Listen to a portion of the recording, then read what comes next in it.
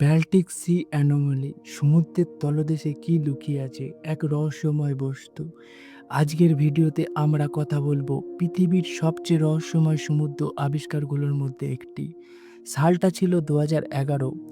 উত্তর ইউরোপের ব্যাল্টিক সাগরের গভীরে ডাইভাররা খুঁজে পেয়েছিল এক অদ্ভুত গোলাকার বস্তু, যা দেখতে অবিকল একটি ইউএফওর মতো।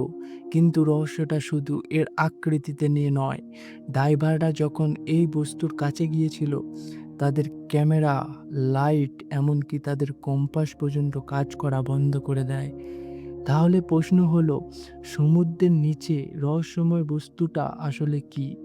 এটা কি সত্যি কোনো ভিনগ্রহের মহাকাশযান, নাকি পৃথিবীর এমন কোনো রহস্য যার ব্যাখ্যা আজও বিজ্ঞানীরা খুঁজে পাননি? আজকের ভিডিওতে আমরা পুরো জানব যে আসলে সেটা কি ছিল এবং মূল ঘটনা কি। সালটা ছিল 2011 সালের 19। ওশিয়ান এক্স নামের একটি ডাইভার টিম সমুদ্রের নিচে পুরনো জাহাজের ধ্বংসাবশেষ খুঁজছিল, কিন্তু হঠাৎ তাদের সোনার স্ক্যানারে ধরা পড়ে 190 ফুট চওড়া একটি বিশাল গোলাকার কাঠামো। প্রথমে তারা ভেবেছিল এটা হয়তো বড় কোনো পাথর, কিন্তু কাছ থেকে দেখার পর তারা বুঝতে পারে এটা কোনো সাধারণ পাথর নয়, কারণ এর গঠন ছিল অদ্ভুতভাবে নিখুঁত। এখানে দেখা যায় 90 ডিগ্রি কোণে কাটা সিঁড়ির মতো অংশ, মসৃণ দেয়াল এবং জ্যামিতিক নকশা, যা প্রাকৃতিকভাবে তৈরি হওয়া প্রায় অসম্ভব। কিন্তু সবচেয়ে অদ্ভুত বিষয়টা তখনই ঘটে যখন ডাইভাররা এই বস্তুর আরও কাছে যাওয়ার চেষ্টা করে।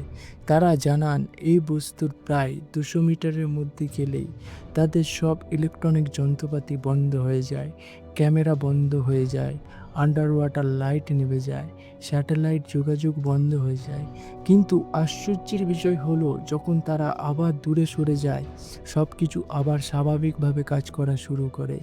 ডাইভারদের মতে এই বস্তুর উপর দিয়ে গেলে তাদের কম্পাসও ঘুরতে শুরু করেছিল, যেন এখানে পৃথিবীর চৌম্বক ক্ষেত্রে অস্বাভাবিকভাবে বদলে গেছে।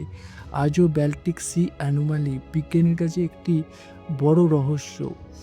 হয়তো সত্যটা এখনও সমুদ্রের গভীর অন্ধকারেই লুকিয়ে আছে। আপনার কি মনে হয়, এটা কি সত্যি ইউএফও, নাকি শুধু একটি অদ্ভুত প্রাকৃতিক গঠন? কমেন্টে আপনার মতামত জানাতে ভুলবেন না। আর এমন রহস্যময় বিজ্ঞানভিত্তিক ভিডিও দেখতে চাইলে চ্যানেলটি সাবস্ক্রাইব করে রাখুন। আমি আকাশ, আবার দেখা হবে পরের রহস্য নিয়ে।